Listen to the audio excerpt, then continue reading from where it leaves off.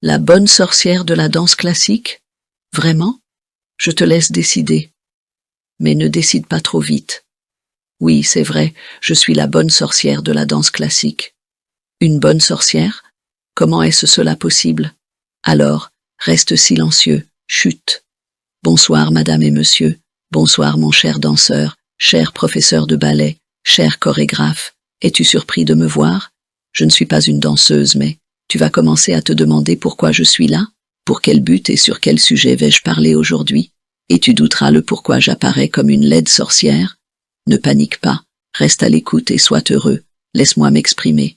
Eh bien, et alors? Sache que je suis une très bonne amie de Jean-Pierre-Alexandre Pribillois qui, en mon honneur, a décidé de créer cette capsule vidéo, une idée folle et farfelue, penseras-tu? Eh bien, parfois je travaille aussi comme secrétaire de ballet international. Mais, chut, sois toujours sûr que c'est dans le bon sens. Bien sûr que cette capsule vidéo ne te résonne pas comme une alarme, mais mon souhait serait que tu prennes d'une manière ou d'une autre mes paroles en considération de ce dont je parle et que tu réfléchisses vraiment pendant quelques instants. Maintenant regarde bien autour de toi. Ne commence pas à m'analyser, si je suis laide ou non, si je suis une sorcière ou non. Sois silencieux, ne commence pas à te plaindre, je t'entends, je lis bien ce qui se passe dans ton esprit, alors écoute simplement et ouvre bien tes oreilles. Tu te demanderas? Probablement il s'agit de la carabosse, ou peut-être la fameuse Baba Yaga. Eh bien je dois l'admettre, quelque chose de similaire et entre les deux, je ne suis pas une sorcière, mais je ne suis pas une bonne et belle fée non plus, mais je pourrais être les deux en même temps.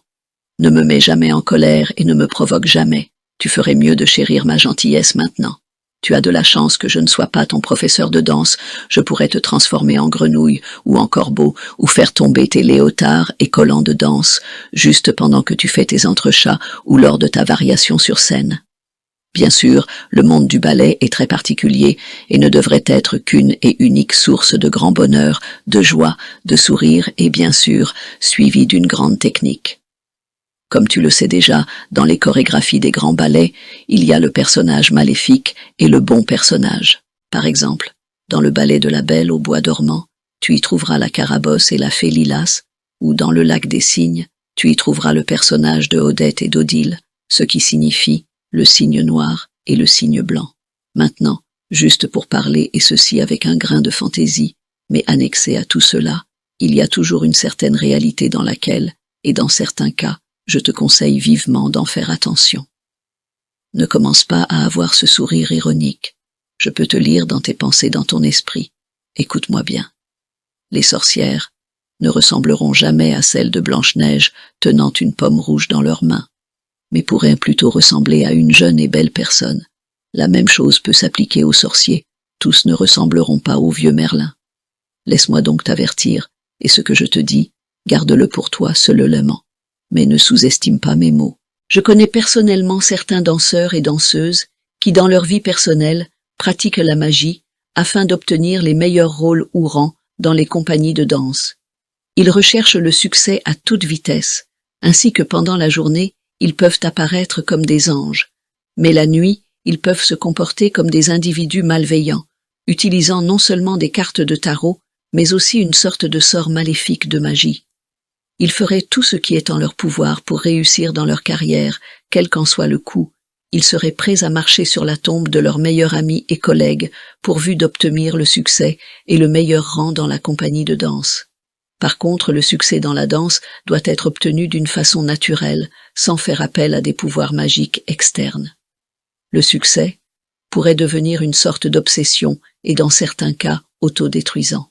Alors que certains danseurs peuvent utiliser les tarots, d'autres peuvent également se rassembler en petits groupes, en rencontres spirituelles, pour concentrer davantage leur pouvoir magique afin d'obtenir le succès. Laisse-moi te dire alors, c'est une affaire dangereuse non seulement pour les danseurs sur lesquels ils se concentrent pendant leur sort de magie, mais aussi pour eux-mêmes. Si tu observes bien, les danseurs sont très vulnérables aux blessures, aux accidents, aux blessures internes, aux brûlures, aux attaques physiques et diaboliques, et certains d'entre eux perdent leur vie de manière inattendue. Donc, c'est bien le inattendu qui devrait plutôt ressembler ou résonner à une sorte de sirène d'alarme. Nous ne savons vraiment pas pourquoi. Et pour quelle raison? pour ne citer que quelques exemples. Premier exemple, Emma Livry est morte en 1863, à l'âge de 20 ans d'une brûlure grave, alors qu'elle répétait sur scène à l'Opéra de Paris. Son tutu avait pris feu avec les lampes à gaz qui illuminaient la scène. Deuxième exemple, John Cranko, le grand chorégraphe, est mort en 1973 à l'âge de 45 ans d'étouffement après avoir souffert d'une réaction allergique à un somnifère qu'il avait pris lors d'un vol transatlantique de Philadelphie à Stuttgart, suivi donc d'une crise cardiaque. Troisième exemple, Vladimir Shkliarov, danseur étoile russe, est mort en 2024 à l'âge de 39 ans en tombant du balcon en perdant l'équilibre. Quatrième exemple, Ophélie Longuet, danseuse française, est décédée instantanément en 2018 à l'âge de 40 ans, alors qu'elle conduisait sa voiture sur l'autoroute A7 en France lorsqu'un grand camion a écrasé sa voiture. Cinquième exemple, Faye Daniel, une brillante ballerine sud-africaine, est décédée après avoir subi des AVC graves et inattendus à un jeune âge. Sixième exemple, Catherine Burnett était une ballerine sud-africaine qui, après avoir été nommée ballerine principale, a été atteinte d'un cancer et est décédée à l'âge de 47 ans en 2007. Septième exemple, Isadora Duncan, artiste de danse américaine, est décédée tragiquement en 1927 à l'âge de 50 ans lorsque son long foulard s'est pris dans la roue d'une voiture et l'a étranglée. Huitième exemple, Václav Nijinsky est décédé en 1950 à l'âge de 61 ans après avoir passé les 30 dernières années de sa vie en institution psychiatrique ou en dehors. Neuvième exemple, Margarita Perkun-Bebezic est décédée dans un accident de voiture mortel avec son mari à l'âge de 24 ans en 1981, peu après avoir remporté une médaille d'or au concours international de ballet de Moscou. Dixième et dernier exemple, Michaela de Prince est décédée en 2024 à l'âge de 29 ans de cause inconnue à New York en 2024, et ceci un jour avant sa mère adoptive, Hélène, qui est morte d'une insuffisance cardiaque. Maintenant tu te demanderas, pourquoi je te mentionne ou énumère tout cela particulièrement à toi? En réalité, c'est toi et ta grande curiosité qui t'a mené et poussé à regarder et écouter cette capsule vidéo. Je ne t'oblige pas à y rester jusqu'à la fin, mais je suis certaine que tu ne le feras pas, je peux le lire dans votre esprit. Je te mentionne tout cela, car ces danseurs nommés ci-dessus pour aucun cas ne traitaient le monde de la magie ou occulte, mais certains ont probablement été victimes des sorts, des jalousies et de sorcellerie. Probablement derrière tout cela, il pourrait y avoir un autre danseur ou un groupe de danseurs qui pratiquent une magie contre eux. En faisant référence aux danseurs qui pratiquent la magie, rappelle-toi que cela s'appelle la folie, mêlée au mal, entraînant les artistes dans l'obscurité totale de l'âme. Tout à fait l'opposé du beau monde de la danse classique. Mais rappelle-toi aussi que chaque fois que tu traites avec le mal et que tu lanceras un mauvais sort sur quelqu'un, en retour, tu en subiras sûrement le pire des conséquences et effets secondaires. Permets-moi alors de te rappeler qu'en magie, il y a deux pôles, la personne qui a créé le sort et la victime.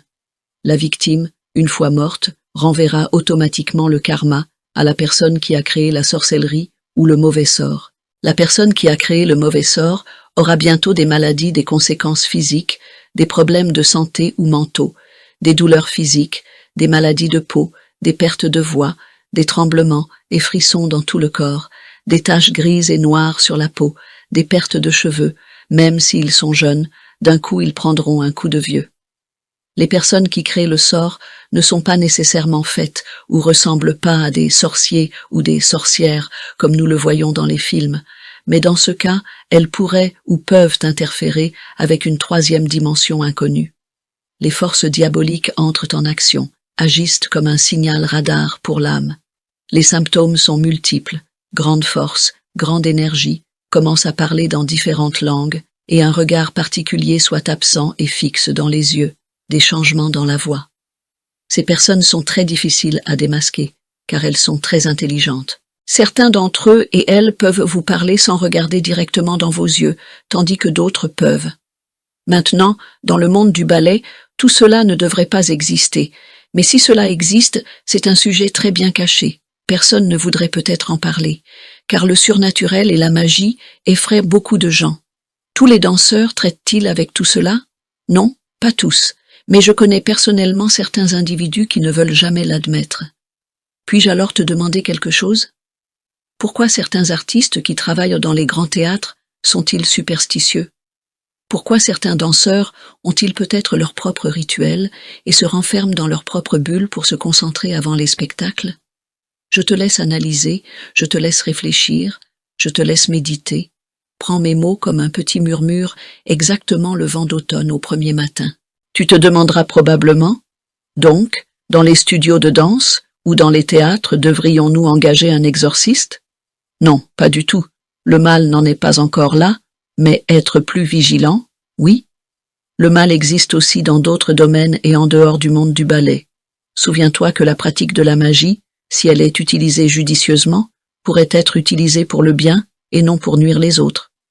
Bien sûr, ceci dit, tu n'as pas besoin de danser sur scène en cachant de l'ail sous ton costume de scène pour éloigner tous les esprits malins ou vampires qui t'entourent. Tu peux t'imaginer l'odeur qu'il y aura sur scène par la suite. Alors, tranquille, lorsque tu auras terminé ta journée de la danse, reste calme, va te coucher et essaye de fermer les yeux, essaye de faire de doux rêves, et le lendemain matin, tu auras peut-être la réponse. Mais rappelle-toi une dernière chose, à chaque fois d'une pleine lune qui se lèvera, un vendredi 13 ou un vendredi 17, garde bien les yeux ouverts. Surtout si cela se produit pendant un solstice. Ne jamais inaugurer une nouvelle paire de chaussons de danse lors d'une pleine lune. N'hésite pas, mon cher ami, mon cher danseur, les événements te prouveront ce que j'ai dit et tu constateras que je n'ai pas tort. Toute ma tendresse et mon câlin magique, la bonne sorcière de la danse classique.